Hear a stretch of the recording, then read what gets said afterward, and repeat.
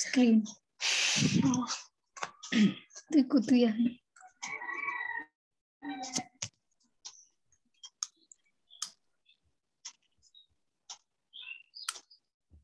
দেখা যায় স্ক্রিনে? जी मैम।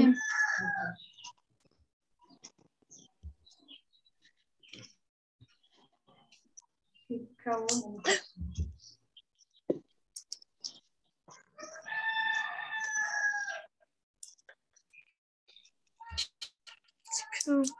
দেখা যায় না?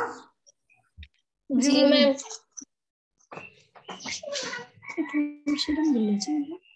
শিক্ষা ও মনুষ্যত্ব। আজকে আমাদের কি শিক্ষা ও মনুষ্যত্ব, লেখক হচ্ছে মোতাহার হোসেন চৌধুরী। লেখক কে? মোতাহার হোসেন চৌধুরী। শিক্ষা ও মনুষ্যত্ব একটি প্রবন্ধ। কোন ধরনের সাহিত্য? প্রবন্ধ। প্রবন্ধ। শিক্ষা ও মনুষ্যত্ব প্রবন্ধটি পাঠ শেষে তোমরা জানতে পারবে জীব সত্তা ব্যাখ্যা করতে পারবে, মানব সত্তা ব্যাখ্যা করতে পারবে, শিক্ষার কাজ বর্ণনা করতে পারবে, নৈতিক মূল্যবোধের পরিচয় দিতে পারবে। নৈতিক মূল্যবোধ, জীব সত্তা কি, জীব সত্তা কি সেটা বুঝবে, তারপরে কি মানব সত্তা কি সেটা ব্যাখ্যা করতে পারবে, আর শিক্ষার কাজ বর্ণনা করতে পারবে, আর এটা হচ্ছে নৈতিক মূল্যবোধের পরিচয় দিতে পারবে। যার মধ্যে নৈতিকতা নেই সে মানুষ না। না সে পশু। হ্যাঁ, খালি হাত পা থাকলে মানুষ হয় না, মন থাকতে হয়। যার মধ্যে মান আছে সে হচ্ছে মানুষ। মানুষকে যার মধ্যে মান ইজ্জত আছে, মান আছে, আর হুঁশ আছে, বেহুশ না, সেই হচ্ছে মানুষ।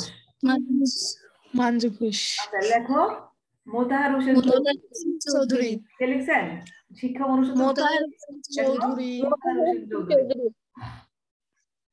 এখন লেখক মোতাহার হোসেন চৌধুরী জন্মগ্রহণ করেন 1903 সালে কুমিল্লায়।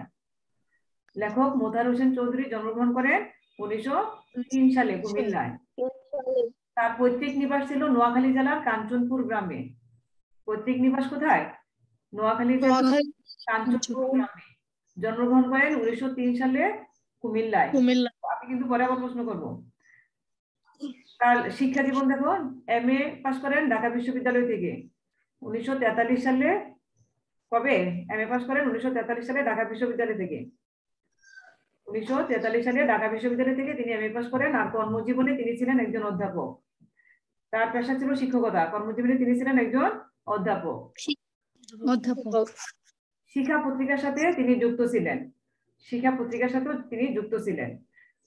তার বৈশিষ্ট্য ছিল মননশীলতা, চিন্তা স্বচ্ছন্দ প্রকাশ। আর তার গদ্যে কার প্রভাব লক্ষ্য করা যায়? প্রমোদ চৌধুরী। তার গদ্যে লক্ষ্য করা যায় কার প্রভাব? প্রমোদ চৌধুরী। তার গদ্যে প্রমোদ চৌধুরীর প্রভাব লক্ষ্য করা যায়। কবিতাও রচনা করেন তিনি, কবিতাও রচনা করেন। গ্রন্থ হচ্ছে সংস্কৃতির কথা, সেটা প্রকাশিত হয় তার মৃত্যুর পরে। সংস্কৃতির কথা গ্রন্থটি প্রকাশিত হয় তার মৃত্যুর পরে। সভ্যতা তার দুটি অনুবাদ গ্রন্থ। সুখ ও সভ্যতা তার অনুবাদ গ্রন্থ। তিনি মৃত্যুবরণ করেন 1956 সালে 18 সেপ্টেম্বর। লেখক মোতাহার হোসেন চৌধুরী জন্মগ্রহণ করেন 1903 সালে নোয়াখালী জেলার কাঞ্চনপুর গ্রামে। কর্মজীবনে তিনি ছিলেন অধ্যাপক। শিক্ষা পত্রিকার সাথে তিনি যুক্ত ছিলেন। হচ্ছে মননশীলতা, চিন্তার স্বচ্ছন্দ প্রকাশ। তার গদ্যে প্রমোদ চৌধুরীর প্রভাব লক্ষণীয়। কবিতাও রচনা করেন তিনি। তার গ্রন্থ হচ্ছে সংস্কৃতির কথা, সেটা প্রকাশিত হয় তার মৃত্যুর পরে। তার মৃত্যুর পরে কোন গ্রন্থটি প্রকাশিত হয়? সংস্কৃতি। সুখ ও সভ্যতা তার অনুবাদ গ্রন্থ। সুখ ও সভ্যতা হচ্ছে অনুবাদ গ্রন্থ। 18 সেপ্টেম্বর 1956 সালের 18 সেপ্টেম্বর তিনি মৃত্যুবরণ করেন। এখন না দেখে বলা যাবে না, জিজ্ঞেস করলে? জি ম্যাম। হ্যাঁ জি ম্যাম। উত্তরে দেওয়া আছে। মোতাহার হোসেন চৌধুরী জন্মগ্রহণ করেন কত সালে? 1903 সালে। ছিল 1903 সালে। পৈতৃক নিবাস ছিল গ্রামে। নোয়াখালী জেলা কাঞ্চনপুর গ্রামে। তিনি কোন পত্রিকার সাথে যুক্ত ছিলেন? শিক্ষা পত্রিকার সঙ্গে। তিনি কোন পত্রিকার সাথে যুক্ত ছিলেন? শিক্ষা। শিক্ষা পত্রিকার সাথে যুক্ত ছিলেন। তার লেখায় কার প্রভাব লক্ষণীয়? প্রমোদ চৌধুরী। প্রমোদ চৌধুরীর প্রভাব লক্ষণীয়। চৌধুরী মৃত্যুবরণ করেন কবে? 1956 সালের 18 সেপ্টেম্বর। 56 সালের 18 সেপ্টেম্বর। আচ্ছা, শিক্ষা ও মনুষ্যত্ব। দেখো একটু বইটা, তোমাদের বইটা সামনে নাও, বইটা সামনে নাও। মানুষের জীবনকে লেখক একটি দোতলা ঘরের সঙ্গে তুলনা করেছেন। শিক্ষা মনুষ্যত্ব প্রবন্ধে লেখক মানুষের জীবনকে তুলনা করেছেন কিসের সঙ্গে? একটি দোতলা ঘরের সঙ্গে। সেই ঘরের, হ্যাঁ, দোতলা ঘর তো চিনো, নিচতলা থাকে এক ফ্যামিলি, দোতলায় থাকে আরেক ফ্যামিলি। আর সেই ঘরের একটি দোতলা ঘরের সাথে তুলনা করা যেতে পারে জীবসত্তা হচ্ছে সেই ঘরের নিচের তলা। জীবসত্তা থাকে কোন তলায়? নিচের তলায়। দোতলা ঘরের নিচতলায় থাকে জীবসত্তা, আর উপরের তলায় হচ্ছে মানবসত্তা বা মনুষ্যত্ব। উপরের তলায় থাকে মানবসত্তা বা মনুষ্যত্ব। সত্তার এখন নিচতলা থেকে দোতলায় উঠতে কি লাগে? সিঁড়ি লাগে না? জি, সিঁড়ি লাগে, মই লাগে। মই চিনো তো? মই আমরা আঞ্চলিক ভাষায় বলি চঙ্গা। হ্যাঁ, জীবসত্তার ঘর থেকে মানবসত্তার ঘরে উঠবার মই হচ্ছে, আর এই মইটা হচ্ছে শিক্ষা। এই জীবসত্তার ঘর থেকে মানবসত্তার ঘরে উঠবার মই হচ্ছে কি? শিক্ষা। শিক্ষায় আমাদের মানবসত্তার ঘরে নিয়ে যেতে পারে। শিক্ষায় পারে আমাদেরকে মানবসত্তার ঘরে নিয়ে যেতে। অবশ্য জীবসত্তার ঘরেও সে কাজ করে। এই শিক্ষা জীবসত্তার ঘরেও কাজ করে। খুদ পিপাসার ব্যাপারটি মানবিক করে তোলাই তার অন্যতম কাজ। কিন্তু তার আসল কাজ হচ্ছে মানুষকে মনুষ্যত্ব লোকের সঙ্গে পরিচয় করে দেয়া। শিক্ষার আসল কাজ কি? শিক্ষার আসল কাজ হচ্ছে মানুষকে মনুষ্যত্ব লোকের সঙ্গে পরিচয় করিয়ে দেয়া। অন্য কথায়, শিক্ষার যেমন প্রয়োজনের দিক আছে, তেমনি অপ্রয়োজনীয় দিকও আছে। শিক্ষার লেখক দুটি দিকের কথা বলেছেন, একটা হচ্ছে প্রয়োজনীয় দিক আর একটা হচ্ছে অপ্রয়োজনীয় দিক। আমরা সচরাচর জানি যেটা প্রয়োজনীয় দিক সেটি শ্রেষ্ঠ দিক, কিন্তু লেখক মোতাহার হোসেন চৌধুরী শিক্ষার যে দুটি দিকের কথা বলেছেন, একটা প্রয়োজনীয় দিক আর এটা হচ্ছে অপ্রয়োজনীয় দিক, কিন্তু তিনি অপ্রয়োজনীয় দিককেই শ্রেষ্ঠ বলেছেন। কেন অপ্রয়োজনীয় দিককে শ্রেষ্ঠ বলেছেন আমরা জানবো। আর অপ্রয়োজনীয় দিকই তার শ্রেষ্ঠ দিক। সে শেখায় কেন অপ্রয়োজনীয় দিকের লেখক শ্রেষ্ঠ দিক বলেছেন? কারণ সে শেখায় কি করে জীবনকে উপভোগ করতে হয়, কি করে মনোমালিক হয়ে অনুভূতি ও কল্পনার রস আস্বাদন করা যায়। শিক্ষার এই দিকটা যে বড় হয়ে ওঠে না, তার কারণ ভুল শিক্ষা ও নিচের তলার বিশৃঙ্খল জীবসত্তার গড়টি এমন বিশৃঙ্খল হয়ে আছে যে হতভাগ্য মানুষকে সবসময় সেই সম্বন্ধে সচেতন থাকতে হয়। উপরের তলার কথা সে মনে আনতে চায় না। মানে নিচতলায় যে জীবসত্তা থাকে, মানুষ শুধু নিজের খুদ পিপাসার ব্যাপারটা কি বেশি জোর দেয়, সেজন্য সে উপরের তলা বা মনুষ্যত্বের দিকে যেতেই চায় না। অর্থচিন্তার নিগড়ে আমরা সকলেই বন্দী। মানে যার যত আছে তার চেয়ে আরো বেশি আমরা চাই আরো চাই। আমরা সকলে অর্থচিন্তার নিগড়ে, কিভাবে টাকা উপার্জন করা যাবে, অর্থ উপার্জন করা যাবে, আমরা সেই চিন্তায় সকলে বন্দী। উপরে তোলার কথা সে মানতে চায়। অর্থচিন্তার নিগড়ে সকলে বন্দী, ধনী দরিদ্র সকলেরই অন্তরে সেই একই ধ্বনি উথিত হচ্ছে, চাই আরো চাই। তাই অন্য চিন্তা তথা অর্থচিন্তা থেকে মানুষ মুক্তি না পেলে অর্থ সাধনায় জীবন সাধনা নয়, একথা মানুষকে ভালো করে বোঝাতে না পারলে মানব জীবনে শিক্ষা সোনা ফলাতে পারবে না। শুধুমাত্র অর্থচিন্তার মধ্যে যদি মানুষ ব্যস্ত থাকে, তাহলে মানব জীবনে শিক্ষা সোনা ফলাতে পারবে না। ফলে শিক্ষা সুফল হবে ব্যক্তিগত, এখানে সেখানে দুই একটি মানুষ শিক্ষার আসল উদ্দেশ্যটি উপলব্ধি করতে পারবে, কিন্তু বেশিরভাগ লোকই যেই তিমিরে সেই তিমিরেই থেকে যাবে। অর্থচিন্তার নিকটে সকলে কি বন্দী। নিকট থেকে মানুষকে মুক্তি দেওয়ার যে চেষ্টা চলছে তা অভিনন্দনযোগ্য। এই বুদ্ধি মানুষের মনুষ্যত্বের পরিচয়। এই অর্থচিন্তার নিকট থেকে মানুষকে মুক্তি দেওয়ার যে চেষ্টা চলছে তা কি অভিনন্দনযোগ্য, আর এই বুদ্ধি মানুষের মনুষ্যত্বের পরিচয়। ইয়ে কি ভাবিবারা কি নাই? জি না ম্যাম। ওটা বেরিয়ে গেছে? জি ম্যাম, হয়তো বা কোনো সমস্যা হয়েছে ম্যাম, নেটে হইতে পারে।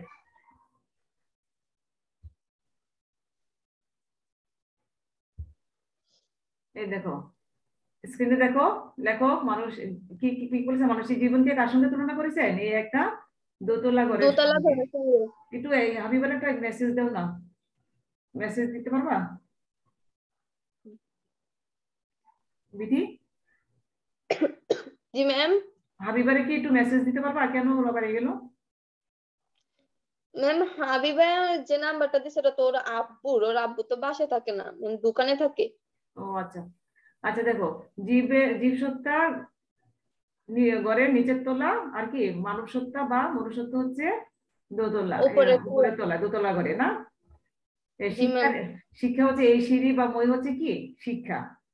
শিক্ষা। জীব সত্তা থেকে মানব সত্তায় উঠার মই কি শিক্ষা। শিক্ষা। দেখো জীব সত্তার বৈশিষ্ট্য কি, এটা স্ক্রিনশট মেরে রাখো, এটা স্ক্রিনশট মারো। জীব সত্তার বৈশিষ্ট্য হচ্ছে বিশৃঙ্খল, হতাশাপূর্ণ। মারছো? স্ক্রিনশট মারছো? জি ম্যাম। হ্যাঁ, অন্য বা অর্থ চিন্তায় বন্দী, চাই চাই আরো চাই। আরো চাই। ঘরের নিচের তলা, জীব সত্তার বৈশিষ্ট্য, ঘরের নিচের তলা সমতুল্য, মুক্তির আকাঙ্ক্ষা প্রত্যাশিত, মুক্তির আকাঙ্ক্ষা প্রত্যাশিত, খাঁচা বা কারাগার সমতুল্য, খাঁচা বা কারাগার সমতুল্য, জীবের অস্তিত্ব, এটা কি জীবের অস্তিত্ব। জীবসত্তার বৈশিষ্ট্য কি, বিশৃঙ্খল, হতাশাপূর্ণ, অন্য অর্থ চিন্তায় বন্দী, চাই চাই আরো চাই, ঘরের নিচের তলা সমতুল্য, মুক্তির আকাঙ্ক্ষা প্রত্যাশিত, খাঁচা বা কারাগার সমতুল্য, জীবের অস্তিত্ব। কি হাবিবা কি হয়েছিল? ম্যাডাম বার হয়ে গেলাম দি। কেন বেরিয়ে গেলাম? কি জানি কতক্ষণ মানে ঢুকে না, কানেক্টিং হয় কিন্তু ইয়ে হইতেছে না, ম্যাম আসে নাই। তোমার নেটের প্রবলেম ছিল হয়তো। আচ্ছা, এই যে জীবসত্তার বৈশিষ্ট্যটা একটু স্ক্রিনশট মেরে রাখো, দেখা যায় স্ক্রিনে?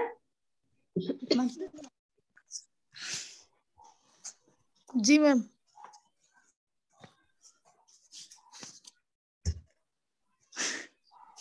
তারপরে দেখো শিক্ষার কাজ, হ্যাঁ এটাও স্ক্রিনশট মারবা। শিক্ষার কাজ হচ্ছে মুক্তির আকাঙ্ক্ষা জাগ্রত করা, শিক্ষার কাজ হচ্ছে মুক্তির আকাঙ্ক্ষা জাগ্রত করা, ভাষার ব্যাপারকে মানবিক করা, মনুষ্যত্বের সঙ্গে পরিচিত করা, মূল্যবোধ সৃষ্টি করা। আর শিক্ষার আসল কাজ হচ্ছে মূল্যবোধ সৃষ্টি করা। শিক্ষার আসল কাজ কি? মুক্তির আকাঙ্ক্ষা জাগ্রত করা। শিক্ষার আসল কাজ হচ্ছে মূল্যবোধ সৃষ্টি করা। এটা কিন্তু একটা নৈতিক প্রশ্ন থাকে, শিক্ষার আসল কাজ কি? শিক্ষার আসল কাজ হচ্ছে মূল্যবোধ সৃষ্টি করা। আর শিক্ষার অন্যান্য কাজগুলি হচ্ছে মুক্তির আকাঙ্ক্ষা জাগ্রত করা, খুদ পিপাসার ব্যাপারকে মানবিক করা, মনুষ্যত্বের সঙ্গে পরিচিত করা, মূল্যবোধ সৃষ্টি করা। যে বলছিলাম লেখক কিসের দিক, শিক্ষার দুটি দিকের কথা বলেছেন, একটা প্রয়োজনীয় দিক আর একটা হচ্ছে অপ্রয়োজনীয় দিক। আর শ্রেষ্ঠ দিক বলেছেন কোনটাকে? এই দেখো শিক্ষার দিক, শিক্ষার দিক একটা হচ্ছে প্রয়োজনের দিক আর একটা হচ্ছে অপ্রয়োজনীয় দিক। আর এই অপ্রয়োজনীয় দিকটা হচ্ছে শ্রেষ্ঠ দিক। কেন শ্রেষ্ঠ দিক বলেছেন লেখক? এটাও স্ক্রিনশট মারো। লেখক অপ্রয়োজনীয় দিককে তোমরা স্ক্রিনশট মেরা পরে তোমাদের খাতায় লিখে রেখো, বুঝছো? এগুলো তো আর মোবাইলে নাও থাকতে পারে, ডিলিট হয়ে যেতে পারে। জি ম্যাম। এটা একটা প্রশ্ন থাকে, লেখক অপ্রয়োজনীয় দিককে কেন শ্রেষ্ঠ দিক বলেছেন? কারণ কি? কারণ সে শেখায় জীবন উপভোগ করতে। অপ্রয়োজনীয় দিক শেখায় আমাদের, শেখায় জীবন উপভোগ করতে, অনুভূতি ও কল্পনার রস আস্বাদন করতে, মনুসঙ্গের সঙ্গে পরিচয় করিয়ে দিতে। অপ্রয়োজনীয় দিক শেখায় জীবন উপভোগ করতে, অনুভূতি ও কল্পনার রস আস্বাদন করতে, মনুষ্যত্বের সঙ্গে পরিচয় করিয়ে দিতে।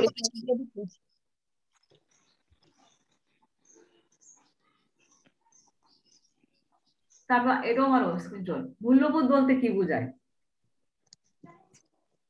মূল্যবোধ বলতে বোঝায়, মূল্যবোধ হলো কতগুলো মনোভাবের সমন্বয়ে গঠিত অপেক্ষাকৃত স্থায়ী বিশ্বাস।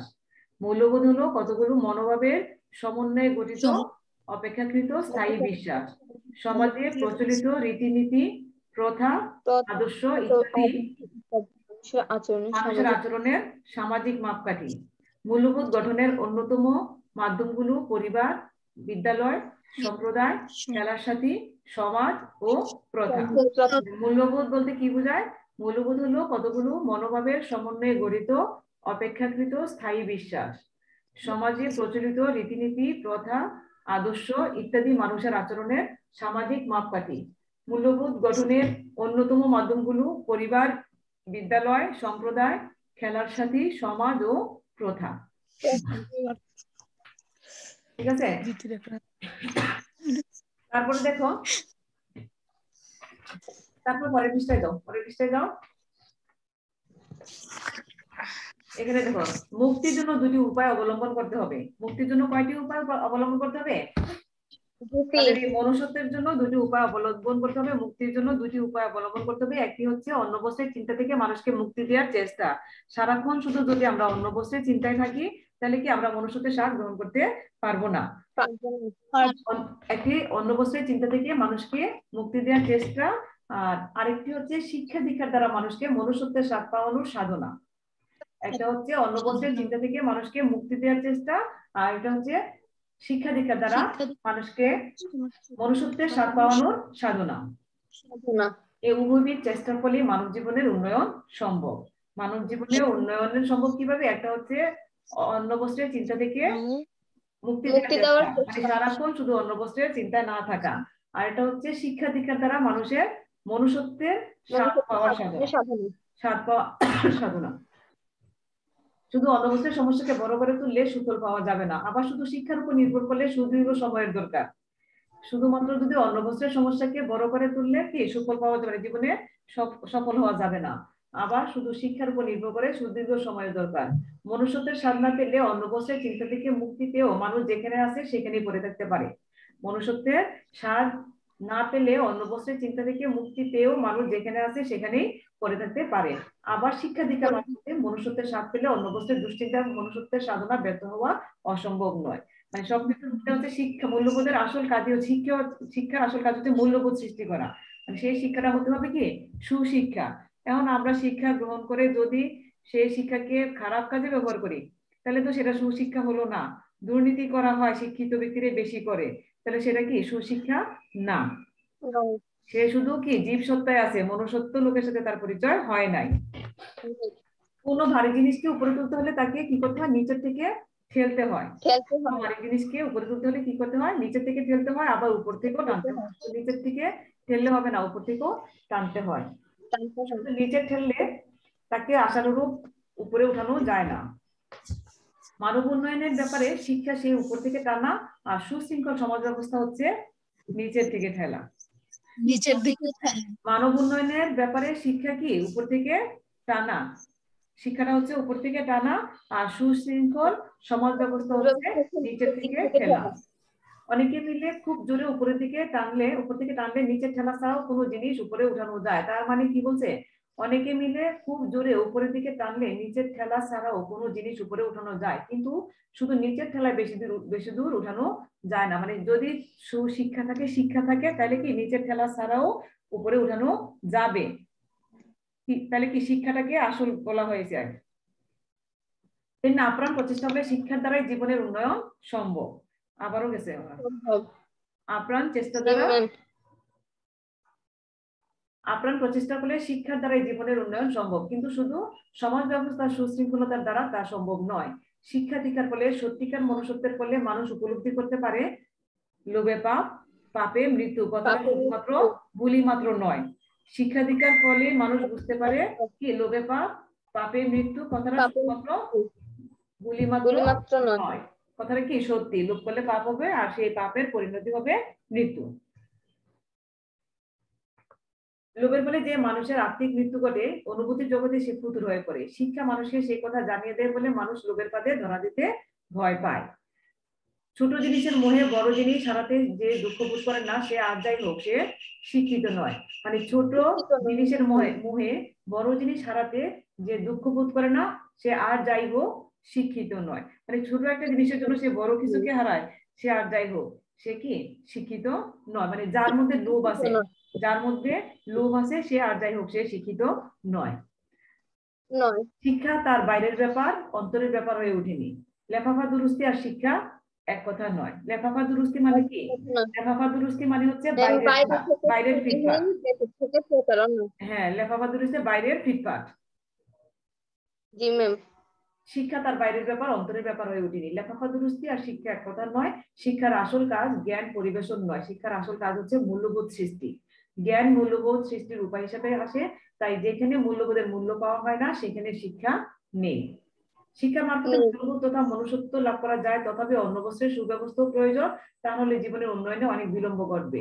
মনুষ্যত্বের তাগিদে মানুষকে উন্নত করে তোলার চেষ্টা ভালো, কিন্তু প্রাণিত্বের বাঁধন থেকে মুক্তি না পেলে মনুষ্যত্বের আহ্বান মানুষের মর্মে গিয়ে পৌঁছতে দেরি হয় বলে অন্নবস্ত্রের সমস্যার সমাধান একান্ত প্রয়োজন। মানে আমাদের বাঁচার জন্য কি খেতে হবে? অন্নবস্ত্রের প্রয়োজন হচ্ছে কি আমাদের, এটা মৌলিক অধিকার। অন্নবস্ত্র হচ্ছে আমাদের মৌলিক অধিকার, আমাদেরকে আগে বাঁচতে হবে, অন্নবস্ত্রের প্রয়োজন আমাদের মেটাতে হবে। কিন্তু শুধুমাত্র অন্নবস্ত্রের দিকে তাকিয়ে থাকলে হবে না, তাই দুদিক থেকে কাজ চলা দরকার। একদিকে অন্নবস্ত্রের চিন্তার বেরি উন্মোচন, অপরদিকে মনুষ্যত্বের আহ্বান, উভয়ই প্রয়োজনীয়। নইলে বেরিমুক্ত হয়েও মানুষ উপরে যাওয়ার তাগিদ অনুভব করবে না, অথবা মনুষ্যত্বের আহ্বান সত্ত্বেও উপরে যাওয়ার স্বাধীনতার অভাব বোধ করবে।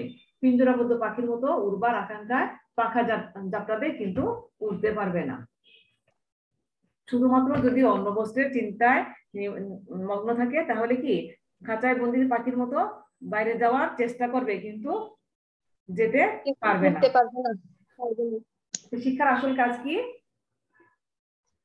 শিক্ষার আসল কাজ মূল্যবোধ সৃষ্টি করা।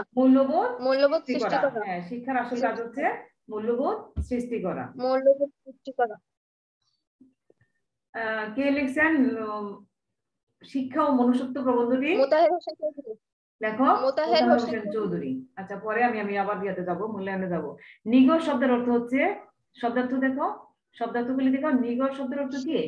শিকল। এই যে নিগর শব্দের অর্থ হচ্ছে শিকল। তিমির শব্দের অর্থ হচ্ছে অন্ধকার। তিমির শব্দের অর্থ অন্ধকার। পিঞ্জরাবদ্ধ শব্দের অর্থ হচ্ছে খাঁচায় বন্দি। পিঞ্জরাবদ্ধ শব্দের অর্থ কি? খাঁচায় বন্দি।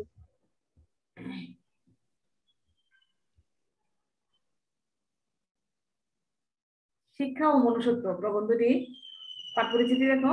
শিক্ষা ও মনুষ্যত্ব প্রবন্ধটি মোতাহার হোসেন চৌধুরীর সংস্কৃতি কথা গ্রন্থের মনুষ্যত্ব শীর্ষক প্রবন্ধের অংশ বিশেষ।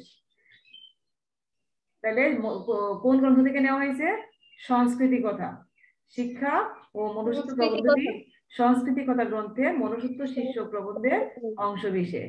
মানুষের দুটি সত্তা, একটি তার জীব সত্তা, অপরটি হচ্ছে মানব সত্তা বা মনুষ্যত্ব। মানুষের কয়টি সত্তা? দুটি সত্তা, একটা হচ্ছে জীব সত্তা আর অপরটি হচ্ছে মানব সত্তা। জীব সত্তা প্রয়োজনীয় অন্নবস্ত্রের চিন্তা থেকে মুক্তি, জীবসত্তার প্রয়োজনীয় অন্নবস্ত্রের চিন্তা থেকে মুক্তি এবং শিক্ষা লাভের মাধ্যমে মনুষ্যত্বের বিকাশ ঘটে। শিক্ষার মাধ্যমে মনুষ্যত্বের বিকাশ ঘটে। শিক্ষার ফলে মনুষ্যত্বের স্বাদ পেলে অন্নবস্ত্রের সমস্যা সমাধান সহজ হয়ে ওঠে। শিক্ষার ফলে মনুষ্যত্বের স্বাদ পেলে অন্নবস্ত্রের সমস্যার সমাধান সহজ হয়ে ওঠে।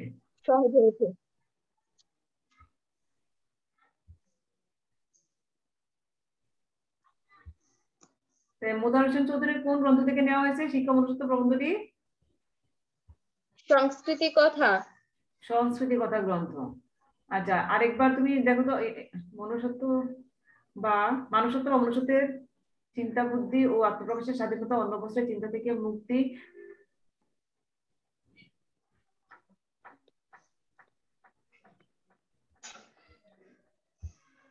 জীবসত্তার বৈশিষ্ট্যগুলি আরেকবার দেখো, আমি তারপরে না দেখে বলবা। জীবসত্তা, মানুষের দুটি সত্তার কথা লেখক বলেছেন। মানে লেখক মানুষের জীবনকে তুলনা করেছেন একটি দোতলা ঘরের সঙ্গে। সেই ঘরের নিচতলায় হচ্ছে জীবসত্তা আর উপর তলায় হচ্ছে মানব সত্তা।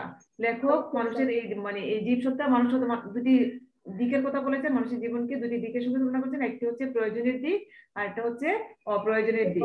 লেখক অপ্রয়োজনের দিককে শ্রেষ্ঠ দিক বলেছেন। কেন বলেছেন সেটা কিন্তু বলা হয়েছে। এবার জীবসত্তা বৈশিষ্ট্যটা দেখো কি কি? বিশৃঙ্খল, হতাশাপূর্ণ, বিশৃঙ্খল, হতাশাপূর্ণ, অন্য অর্থচিন্তার বন্দী, অন্য অর্থচিন্তায় বন্দী, চাই চাই আরো চাই, ঘরের নিচতলা সম্পূর্ণ, মুক্তির আকাঙ্ক্ষা প্রত্যাশিত, খাঁচা বা কারাগার সম্পূর্ণ, জীবের অস্তিত্ব।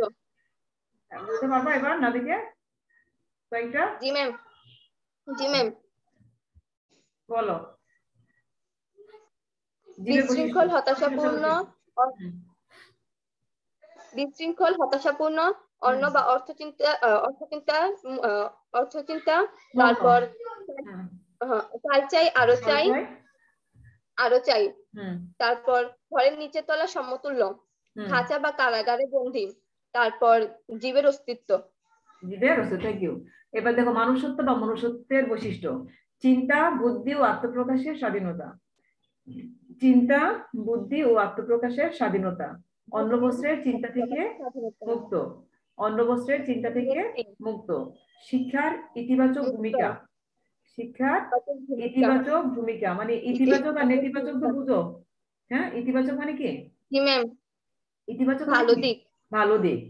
শিক্ষার ইতিবাচক ভূমিকা। হ্যাঁ, আর নেতিবাচক হচ্ছে খারাপ দিক। শিক্ষার ইতিবাচক ভূমিকা, জীবনকে মুক্তির আনন্দ, জীবনকে উপভোগ, মানুষের অস্তিত্ব। হ্যাঁ, তুমি একটু দেখো। আত্মপ্রকাশ, আত্মপ্রকাশের স্বাধীনতা, অন্য বস্তুর চিন্তা থেকে মুক্তি, শিক্ষার ইতিবাচক ভূমিকা, মুক্তির আনন্দ। হাবিবা আসতে পারছো?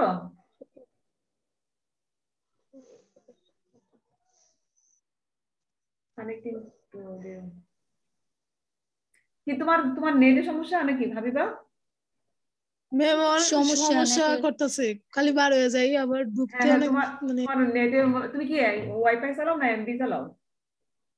এমবি তে। এমবি শেষ হয়ে গেছে নাকি দেখছো? এমবি আছে তো। আচ্ছা, বলতে পারবা এবার?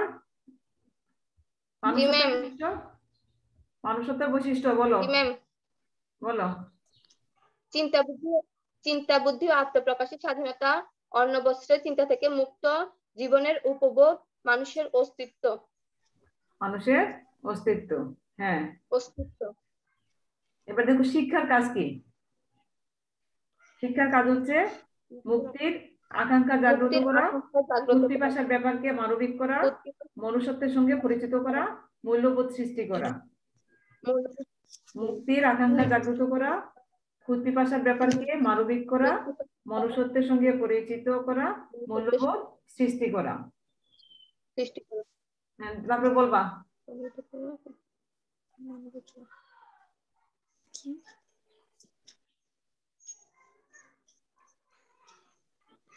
বলো।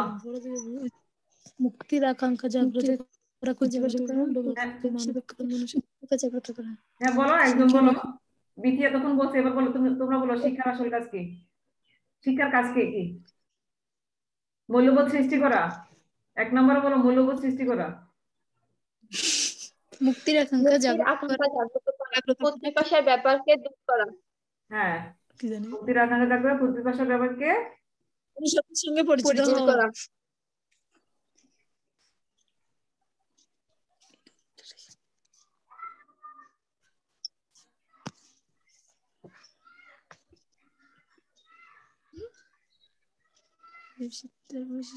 আর লেখক মানুষের জীবনকে কিসের সঙ্গে তুলনা করেছেন? দোতলা ঘরের সঙ্গে। তোমরা দেখছিলা এই যে দোতলা ঘর, জীবসত্তা থাকে নিচতলায় আর উপরে তলায় থাকে কি? মানুষসত্তা। এই জীবসত্তা থেকে মানুষসত্তা ওঠার মই হচ্ছে এই শিক্ষা। জীবসত্তার বৈশিষ্ট্য বলতে পারছো? মানবসত্তার বৈশিষ্ট্য বলতে পারছো?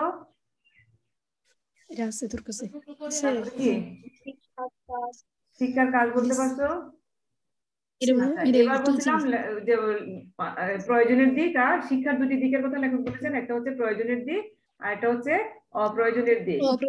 হ্যাঁ, অপ্রয়োজনের দিককে বলেছেন কি? শ্রেষ্ঠ দিক। অপ্রয়োজনীয় দিককে লেখক শ্রেষ্ঠ দিক বলেছেন। কারণ কি? কেন লেখক অপ্রয়োজনীয় দিককে শ্রেষ্ঠ দিক বলেছেন? শিক্ষা আমাদের শেখায় জীবন